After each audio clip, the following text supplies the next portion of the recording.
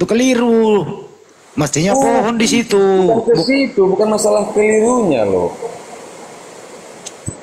Yang kita tahu kalau yang namanya bahasa Indonesia itu pohon itu masih sebatang atau tumbuh loh gitu. Itu maksudku dari tadi. Nah, tempatnya Yesus yang ada gambar-gambar itu pohon atau bukan?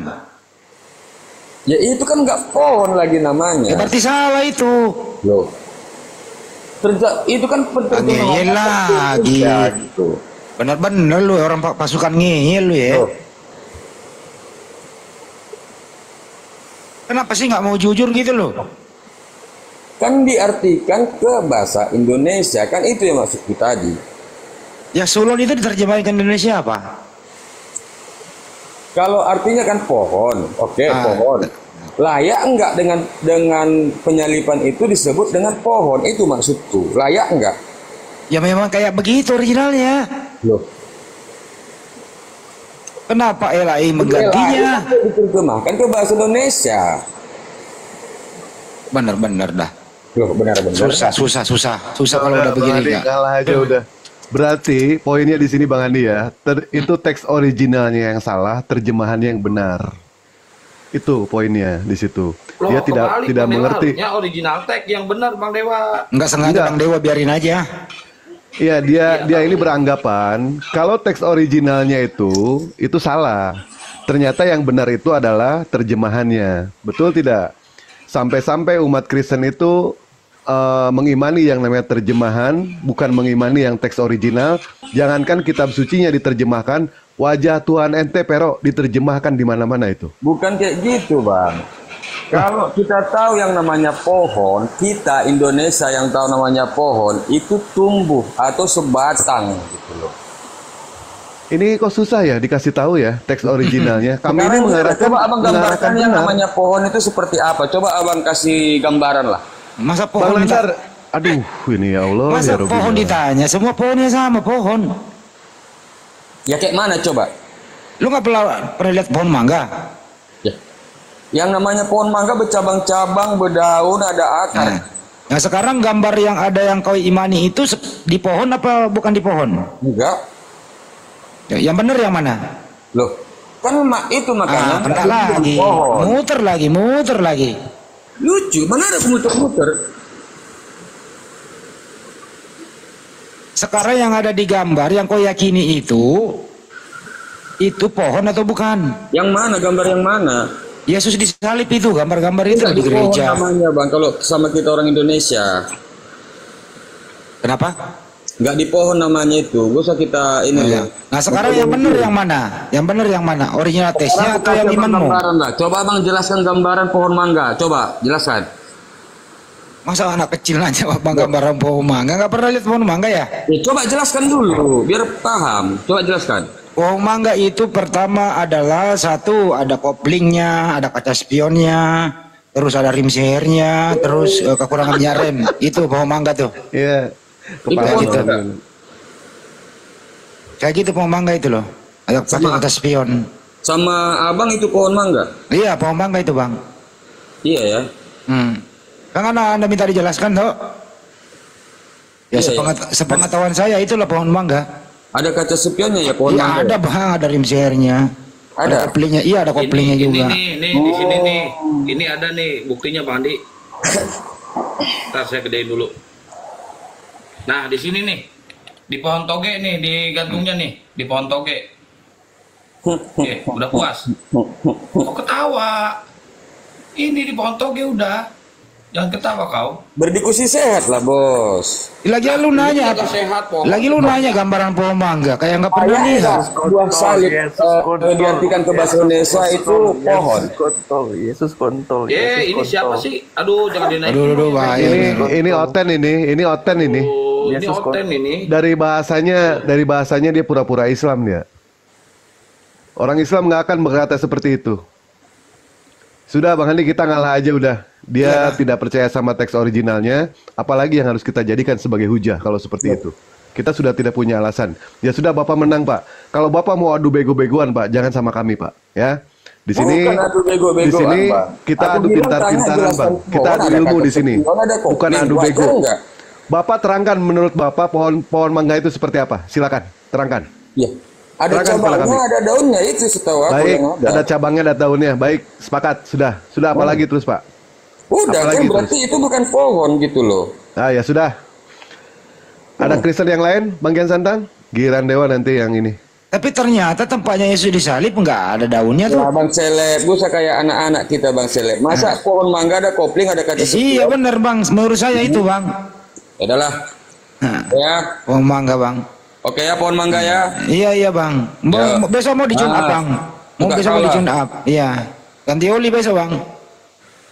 Oh, jadi Bang Pero mengakui digantungnya di pohon toge. Apa yang digantung di Pontoge, Bos? Nggak tahu apa. Loh, tapi kok Apa yang nanya? dibahas? Apa yang digantung di Pontoge? Ku tanya dulu. Panjang lagi Kian Santang ini.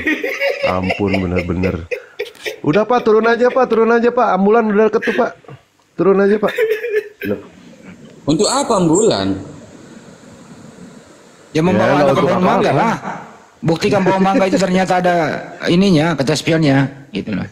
Pohon mangganya dibawa pakai motor itu Pak. Jangan Bukan diseleb. itu. Di rumah abang pohon mangga ada kata spion. Saya belum pernah lihat pohon mangga bang, makanya saya ngarang. Yakin? Bang.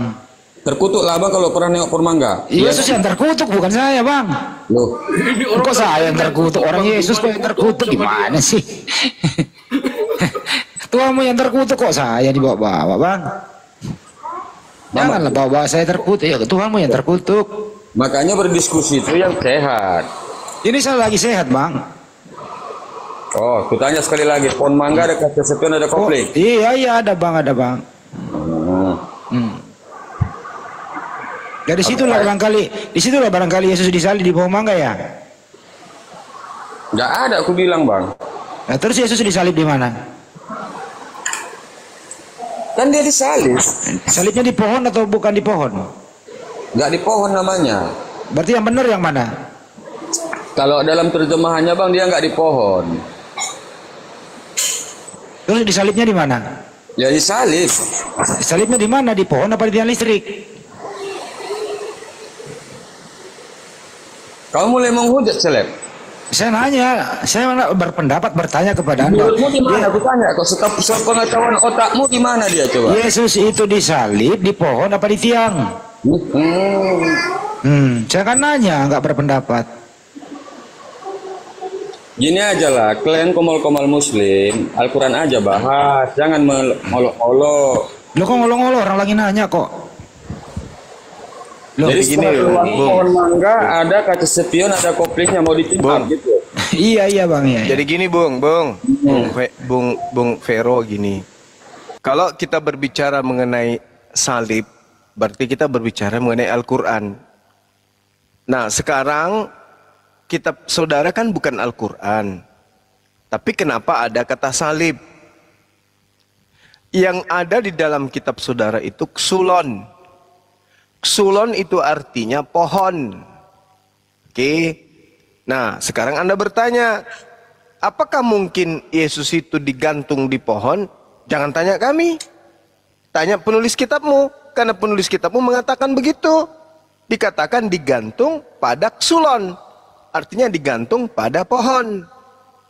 Itu, titiknya itu di situ. Bermasalah kemudian kitab saudara dan iman saudara ketika masuk ke Indonesia, pohon diganti salib. Al-Quran mengatakan bahwa celakalah mereka yang mengatakan bahwa Nabi Isa itu disalibkan, pada sesungguhnya mereka tidak menyalibnya dan tidak pula membunuhnya. Menyalibnya artinya mengikat pinggulnya di atas kayu atau di atas pohon.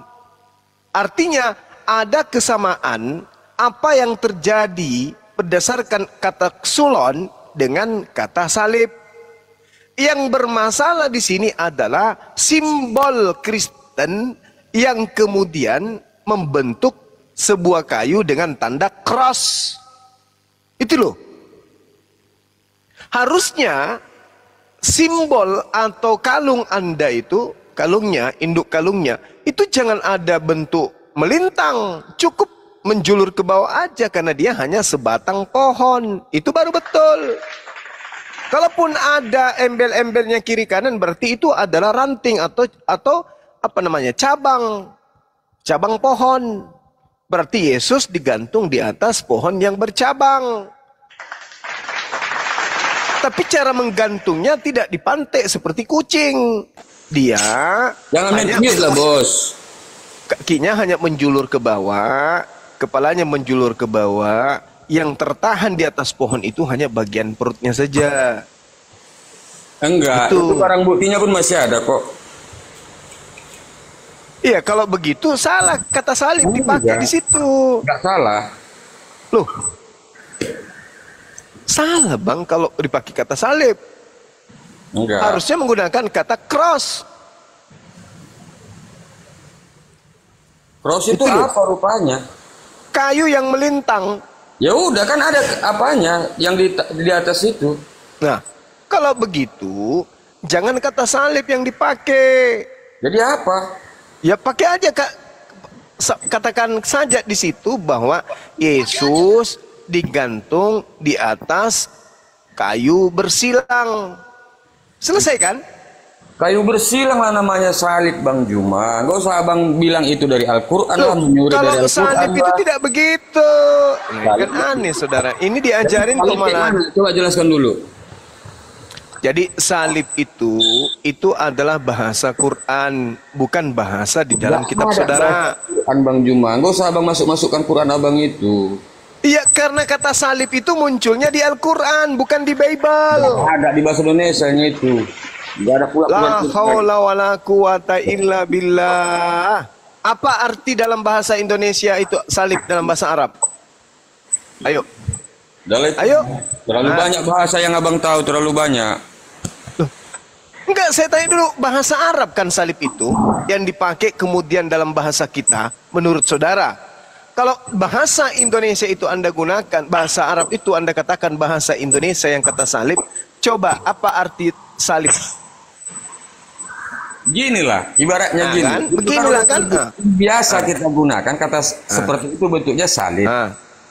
Seperti tiang yang dibentuk tadi, itu namanya udah terbiasa disebut salib. Itu makanya yang pohon tadi pun diartikan itu salib gitu loh.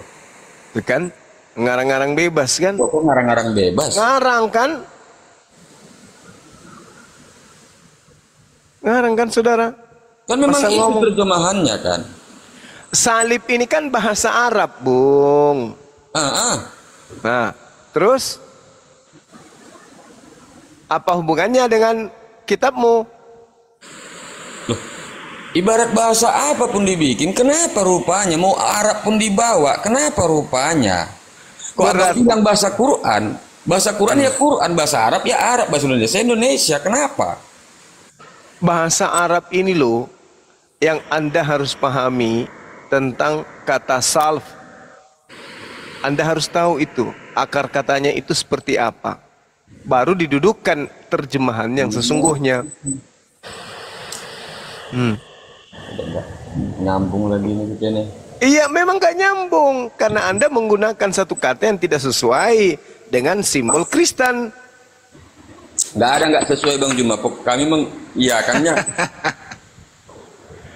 Aduh, saudara ini susah tuh dijelaskan. Itu ada yang baru, Pak Andi. Bro, itu bro, dari mana kata salib kau dapat di terjemahan? Dari mana ngambilnya? Ya dari Alkitab. Original testnya apa? Kalau masalah itu Bang, kan udah aku bilang, itu kan tergantung kebiasaan kita. Ah, ini kebiasaan nipu kan? Gimana? Kebiasaan nipu. Kok nipu? Nah itu dia kan nggak ngaku. Yang dirugikan siapa di situ kok ditipu? Kau yang dirugikan karena kau nggak berasa dirugikan. Aku nggak merasa dirugikan. Karena kau memang nggak mau bahagia. Loh, aku bahagia kok. Bagaimana mau bahagia kalau kau nggak berasa dirugikan? Loh, aku nggak merasa dirugikan loh. Nah terus dari mana kata salib itu diambil? Loh, mau dari mana pun Nah itu tergantung dia ini kebiasaan masalahnya. kita. Ini masalahnya bro. Aku udah bilang pohon. Coba jelaskan kayak mana pohon. Abang bilang punya kaca spion, punya kopling. Logika nggak abang berbahasa? Itu namanya kau percaya. Yang mau dibego-begoin kau percaya. Ini aja ada tamu baru, Bang Juma. Ini Pero udah istirahat dulu aja ya, ente ya. Ente minum obat cacing, istirahat, tidur. Kau aja makan obat cacing, Silakan, bos. Pak Juprey. Jadi Jupre. saya ini dulu, Dek. Baik. Saya simpulkan dulu supaya nggak salah paham ya. Jadi yang terjadi terhadap Yesus itu, kalau sudut pandang kita melihat dari anak kalungmu, udah turun dia, itu cocoknya kata cross. Jadi cross itu artinya palang atau kayu bersilang. Nah, jadi kalau Anda ingin menerjemahkan Yesus digantung di atas kayu palang atau Yesus digantung di atas kayu bersilang. Itu bahasa Indonesianya. Oke ya. Jadi cross, silang itu tidak ada hubungannya dengan salib.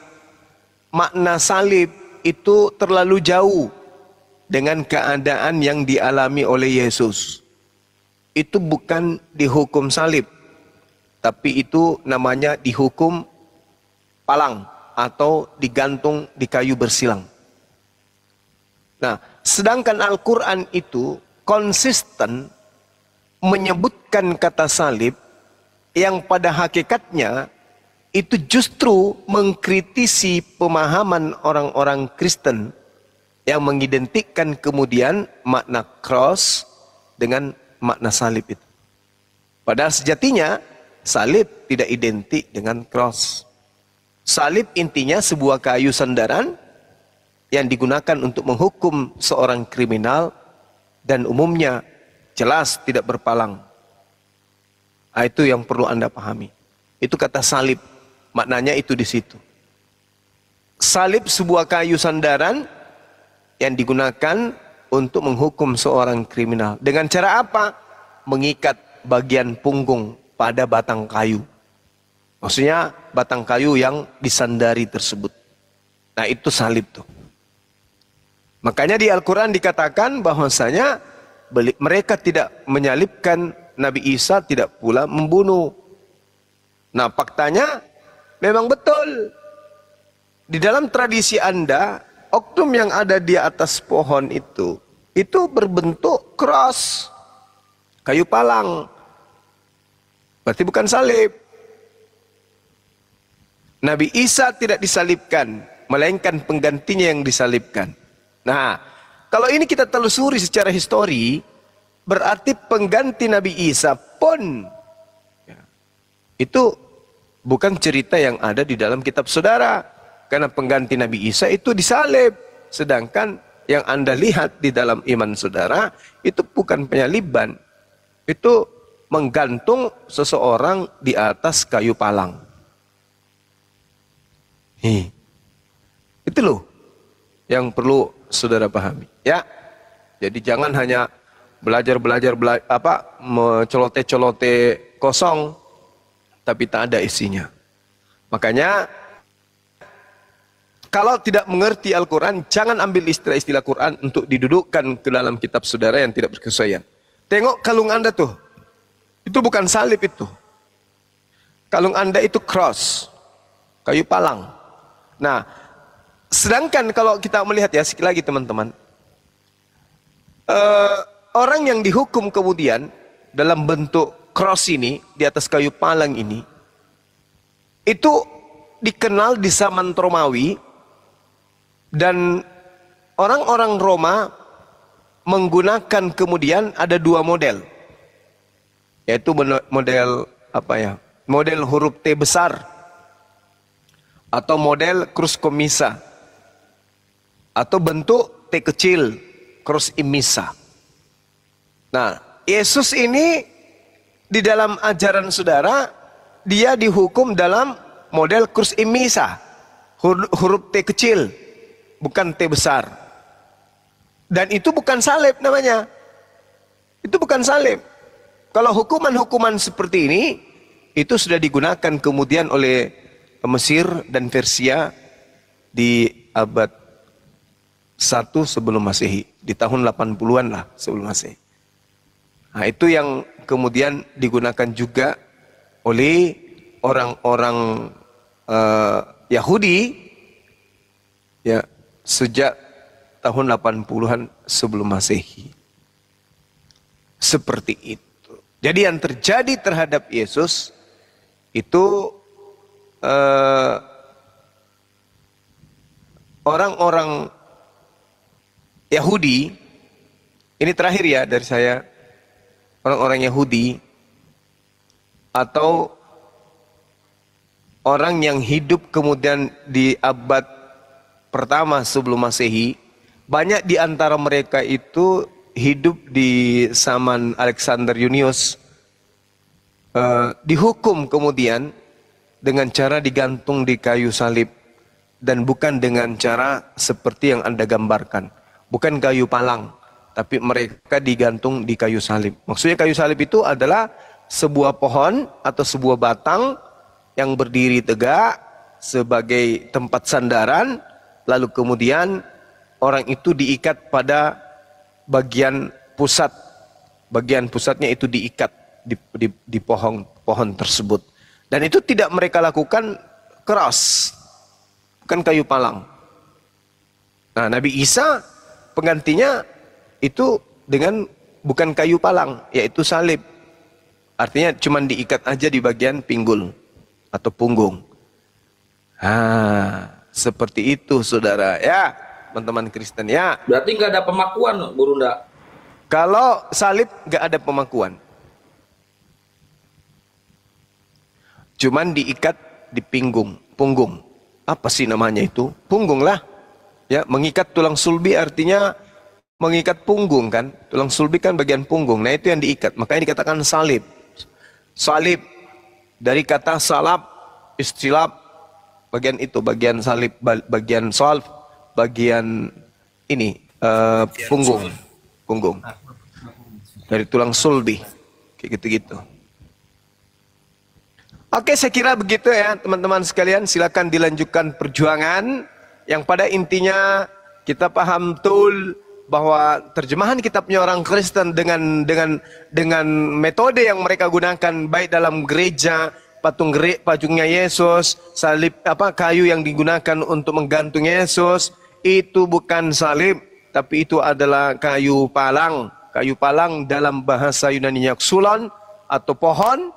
Sedangkan atau kata cross, atau kalau dalam bahasa Yunani lebih dikenal dengan istilah stauros atau istilahnya kesilon, orang yang digantung di atas kayu palang. Jadi bukan salib tapi kayu palang. Kecuali mereka ingin mengakui bahwa Yesus adalah Nabi Isa, maka mereka harus menggunakan kata salib, dan salib itu bentuknya bukan yang kayak di leher mereka, itu salah. Demikian. Silakan diambil alih Dinda Ardiansa. Ini ada Bang Putra sama Perdi. Selamat pagi. Selamat malam. Bang Putra, Gus Putra, Perdi. Selamat pagi. Ya, nggak ada suara. pagi. Silakan. Ya, dari Kristen Bang Muslim, Bang. Assalamualaikum, saya orang Muslim. Waalaikumsalam. Ada yang mau disampaikan, Bang? Nyimak aja ini. Oh, oke deh. Kalau gitu nyimak boleh di bawah ya, Bang. Ya. Silakan Bang Kores atau Bang Andi dilanjut. Bang Ardi yang tadi dulu sambil nunggu Oten. Yang Bang Kores monitor. Yang tadi yang mana? Itu yang tentang diskusi, dikabarin terus. Ya. Oi. Yang diskusi offline dikabarin aja terus. Oh iya, udahlah, pegel. Ayo naik Tritung. Sini dialog. Tanyalah apa soal misalnya pedofilia, kayak merampok, membunuh gitu. Kenapa Islam demo-demo? Yang gitu-gitu tanya. Nanti kita jawab. Tapi tadi ada yang kasihan Bang Kores. Bang Ardiansa dikeroyok 3 sama penghujat. Aduh, capek saya. Ini host gimana mantap. nih saya nih? Bagus lah. Kakak saya itu Bang Ardi. Gua kalau posisi kayak gitu puas loh, wah seru. Keren tapi hancur itu semua sama Bang Ardi. Mantap, harus gitu. Muslim tuh apa ya? Di kamus Muslim tuh nggak ada kalah dialog. Si Erben semalam gimana kabarnya Bang? Sakit hati. Ya, pas pamit menghujat dia.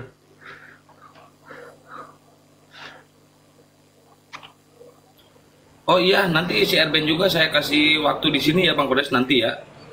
H2H aja. Ya jangan nama gua lagi lah, mana mau dia sama Gurunda tuh ketemu. Si Erben nggak mungkin mau sama Gurunda, takut dia. Belum jelas Bang Kores debatnya kapan. Ya emang baru sounding. Ya, baru penggalangan dana dulu. Antara akhir bulan ini atau awal bulan depan gitu Ikhwan. Jadi dekat-dekat lah 2 mingguan. Saya tidak mau nanya karena kami diajari apa tadi dibilang? Saya tidak mau nanya karena kami diajari mengasihi kawan, tidak membalas. Keren kan? Iya bagus. Nggak perlu kalian polisi itu. Bagus.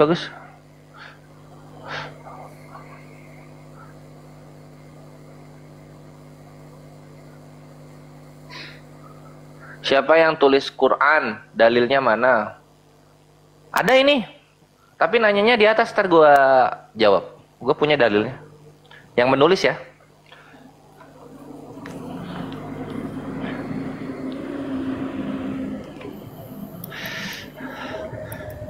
Naikkan Bang Kores. Nggak tahu dia mau naik nggak.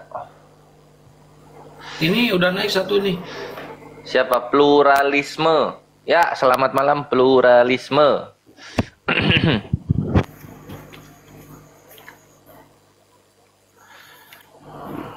Selamat malam Bang. Ya, malam juga.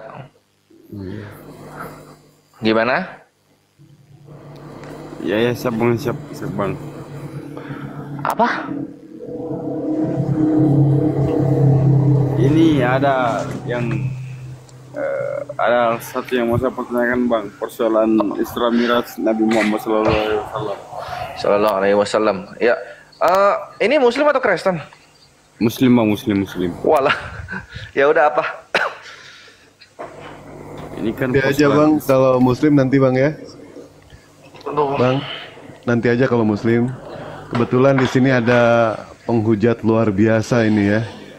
Namanya Mossad alias Israel Tambos.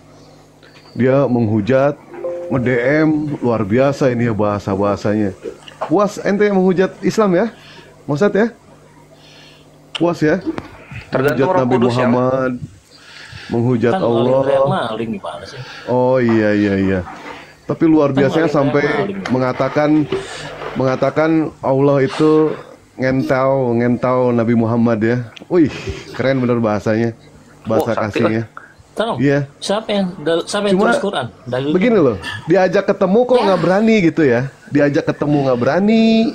Lah, Ya gua kan? nggak kenal lu sih, ngapain? Loh, ya udah sekarang kita kenalan. Gimana kalau kita ketemu gitu kan? Mau ketemu di mana? Ente punya keberanian nggak ngomong depan gua bilang seperti itu? Punya nggak keberanian? Gue pengen tahu aja. Hah? Siapa dalilnya tulis yang Quran siapa? Tanya Iya, udah anggaplah nggak ada lah, udah. Begini maksud gue itu. Ya udah. Ente berarti punya kalau nggak nyali ada, nggak? Ngapain lah? Ente punya nyali nggak buat Gua nggak ketemu kenal sama gua? Lu ngapain? Cak buang-buang Punya waktu. nyali nggak ketemu sama gua? Ya, punya nyali nggak gitu aja? Lu tuh siapa? Gua kan nggak kenal, ngapain? Iya, Buang-buang sekarang kita waktu kenalan. lagi. Nih, kita sama-sama open cam aja. Kita sama-sama open cam. Ya, gue pengen tahu coba punya keberanian nggak ente buat ketemu sama gua? Ya, berani nggak ente? Kabur. Hah? Kabur. Berani nggak ente? Kabur, Wak. Bahasanya terlalu luar biasa soalnya Bang Andi dia. Oh iya, Keren parah banget itu. bahasanya itu. Wih, puas banget itu ngehina Nabi Muhammad, ngehina Allah ya kan. Padahal Dewa berapa kali ya mengatakan ya, Allah itu tidak punya masalah dengan ente. Nabi Muhammad tidak punya masalah dengan ente. Ente lagi ada masalah sama hati ente itu. Ketika ente berdiskusi, ente kalah diskusi dengan Dewa, ternyata kepintaran ente hanya menghujat seperti itu. Coba kalau berdiskusi itu, Allah Subhanahu wa Ta'ala itu menciptakan manusia itu ya, memiliki yang namanya hati. Tetapi tidak semua orang punya nurani. Disitulah yang dikatakan hati nurani. Punyalah nurani sedikit. Andaikan Kristen itu ajaran agama yang benar, pantas gak mengatakan seperti itu? Pantas gak mengatakan Nabi Muhammad seperti itu? Kalau ente bener punya nyali, kita ketemu aja sama gua. Berani gak ente depan mata gua mengatakan seperti itu? Hah? Naik lagi, Mosad, naik Naik lagi ente, naik lagi nggak apa-apa. Ayo, naik. kita open cam. Itu pengujaan Punya nyali nggak ente? itu. Tuhan ente aja pecundang kok, gue bisa membuktikan. Yesus kabur, Yesus menghilang. Gue bisa membuktikan itu. Tiga-tiganya Tuhan ente pecundang. Yesus tidak bisa berbuat apa-apa atas dirinya sendiri. Kenapa bang? Jangan pancing-pancing gue ngamuk, Wak. Ada apa? Bilang-bilang dong. Itu aduh bang, luar biasa bang penghinaannya. Allah itu ngentiau, enggak. Itu orang Nabi Muhammad dicolok sama Allah. Wah luar biasa itu bang penghinaannya. Cuma gini loh bang, maksud Dewa itu berani nggak sih ngomong kayak gitu depan mata gua? Berani nggak ente? Ya? Kami umat muslim itu mesin tempur kalau ente pengen tahu ya. Kami bisa menunjukkan akhlak kami seperti apa. Tolong tunjukkan ajaran kasih ente seperti apa. Janganlah bilang kayak gitu ya. Kalau cuma beraninya ngomong sebakul gitu kan, ternyata ditemuin nggak berani. Gua kasih nomor handphone diajak PC nggak berani. Apa ini? Pengecut sekali ente itu. Ya, jadi Kristen itu harus tahu ya, bahwa Islam itu adalah napas kami. Al-Quran itu jiwa kami. Allah itu adalah sembahan kami. Untuk mempertanggungjawabkan itu semua, kami pertaruhkan nyawa kami. Jadi Islam itu identik dengan jihad. Karena hanya dengan berjihadlah maka ajaran Allah, ajaran Tuhan bisa disebarkan ke seluruh penjuru bumi. Kalau melempem, ya bisa-bisa agama yang dibawa oleh para nabi ini habis sirna. Artinya Kristen dan Islam itu sama-sama berjuang merebut pengikut. Islam merebut pengikutnya menuju kepada Allah, kalian merebut pengikut menuju kepada neraka. Kata siapa? Kata Yesus. Dalilnya di mana? Matius 5 nomor 19, Matius 23 nomor 15, Matius 7 nomor 15 sampai nomor 23. Banyak dalilnya di dalam kitabmu bahwa iblis dalam hal ini pengikutnya juga menggiring anak manusia kepada neraka. Contoh nih ya, hukum Taurat itu diwahyukan oleh Allah untuk Bani Israel. Al-Quran mengakui itu, Bible juga mengakui itu, Yesus juga mengakui itu. Nah, itu Anda harus pahami dulu. Kemudian ada Kristen masuk ke dalam tubuh Yudaism, mengambil terjemahan Taurat, lalu menggunakan dalam kehidupan sehari-hari sebagai tambal dari kitab Perjanjian Baru kalian. Nah, yang terjadi kemudian adalah kalian orang Kristen yang mengaku memiliki kitab yang disebut Perjanjian Baru justru melanggar apa yang ada di dalam kitab tersebut. Sedangkan kami umat Islam adalah umat yang benar-benar memperjuangkan akidah kami, memperjuangkan hukum Tuhan yang datang kepada kami agar diajarkan kepada seluruh umat manusia. Nah, sedangkan di kalian mengambil kitabnya orang Yahudi bukan untuk diajarkan kepada orang lain, tetapi kalian mengambil kitabnya orang Yahudi hanya sebagai pemanis, polesan. Yang kalian ajarkan justru ajaran kalian sendiri yang tidak diajarkan dari para nabi. Nyembah anak Maria itu bukan ajaran para nabi. Ibadah hari Minggu itu bukan ajaran para nabi. Menyembah 3 pribadi itu bukan ajaran para nabi. Makan babe tidak bersunat itu bukan ajaran para nabi. Berarti kalian merangkak dari sejengkal tanah ke sejengkal tanah, menyebar sampai ke penjuru bumi. Kalian mengajak manusia untuk masuk ke dalam ajaran yang tidak diajarkan oleh nabi. Dengan kata lain, Anda mengajak manusia mengimani aliran kepercayaan yang Anda percayai yang bukan berasal dari Tuhan pencipta alam semesta. Sedangkan Islam juga berlomba kemudian mengajak manusia untuk menyembah kepada pencipta alam semesta. Bedanya di kita, kamu punya slogan kasih tapi palsu. Kasih tapi cuman topeng. Kasih tapi hanya untuk bermanis-manis. Kasih tapi disebarkan dengan cara penjajahan. Sedangkan Islam memang slogannya jihad, jihad, jihad, jihad, jihad. Allahu Akbar, Allahu Akbar. Islam itu begitu. Ketika Islam itu Anda ingin maknai secara mudah, maka lihatlah lebah. Islam itu identik dengan lebah. Jika Anda baik, kami berikan Anda madu. Kalau Anda mengganggu kami sengat Anda. Kami ini lebah. Kami sangat berguna bagi kesehatan Anda. Kami sangat berguna untuk mematikan kuman-kuman yang ada di sekeliling Anda. Kami jadikan kuman itu sebagai madu untuk kalian. Tapi ingat, jangan coba-coba mengganggu kami. Kami akan menyengat kalian. Kami akan menyengat kalian. Jangankan kalian, majikan kalian yang mewariskan agama kepada kalian, kami kunyah ginjalnya. Apalagi kalau cuman kalian yang mengajaran slogan kasih. Apa yang Anda jagokan sekarang? Tato. Kami nggak takut sama tato Anda. Ilmu pelet. Kami nggak takut dengan pelet Anda. Anda bisa makan besi, Anda tidak dimakan benda tajam. Kami tidak takut dengan itu semua. Gak takut. Jadi gak usah menghujat, gak usah menista. Dialog aja baik-baik. Kami tidak ada sejarahnya takut sama kalian, gak ada. Demi Allah, wallahi, setitik pun bulu kami tidak pernah gugur. Meskipun kalian di depan kami penuh dengan senjata yang hebat seperti apapun. Kami hanya bersenjatakan la ilaha illallah Muhammad Rasulullah. Kami agama jihad, bung. Tidak seperti kalian ajaran kasih. Katanya, kami jihad. Betul-betul jihad. Negara kami diganggu, kami jihad. Keluarga kami diganggu, kami jihad. Akidah kami diganggu, kami jihad. Memang kami agama jihad. Islam itu datang memang untuk mengajarkan ajaran jihad. Berjuang. Indonesia tidak berdiri kalau tidak ada jihad. Siapa yang memperjuangkan? Tak mungkin kalian, tak mungkin. Kalian ajaran kasih, datang penjajah, kalian kasihi. Pahami itu. Tapi kalau Islam jangan coba-coba.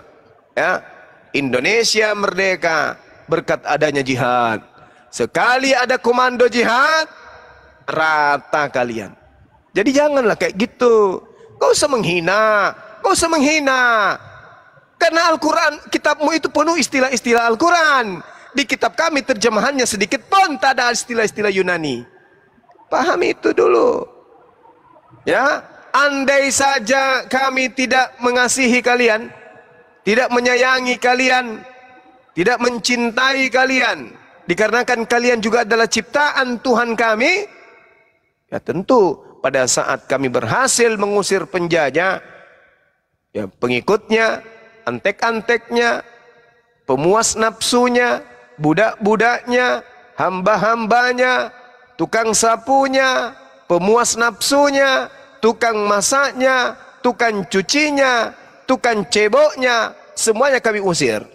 Untung saja kami ini ajaran rahmatan lil alamin. Tapi jangan coba-coba, karena jihad itu juga adalah rahmat. Menghilangkan penjajahan di atas muka bumi itu adalah jihad. Ya, jadi jangan usah menghina, nggak usah menista. Kami tidak pernah takut dengan kalian, tidak pernah. Jangankan kalian yang mengatakan kami ajaran kasih lah. Hah? Majikan kalian aja yang datang dengan kumis tebal, kami nggak takut. Apalagi kalian yang cuman ajaran kasih. Oke? Jadi nggak usah kayak gitulah. Nggak usah kayak gitu. Islam mayoritas, Anda tenang. Anda hidup damai. Kita belum pernah merasakan kalian yang mayoritas. Apa yang akan terjadi kalau kalian mayoritas di negara ini? Sedangkan minoritas aja kalian menghina, mencaci, banyak masuk penjara karena menista. Lihat tuh anak Batak tuh. Lihat itu Paul Song, lihat itu Saipudin Ibrahim, lihat itu MKC, lihat itu Supiatul. Itu minoritas, tapi penghinaannya luar biasa. Bayangkan kalau sampai kalian mayoritas. Bayangkan seperti apa perlakuan kalian kepada kami. Bayangkan aja dulu itu. Apakah masih ada anak-anak kami yang berjalan dengan damai, dengan santai, membawa Al-Qur'annya ke masjid? Wallahu alam, kita belum tahu.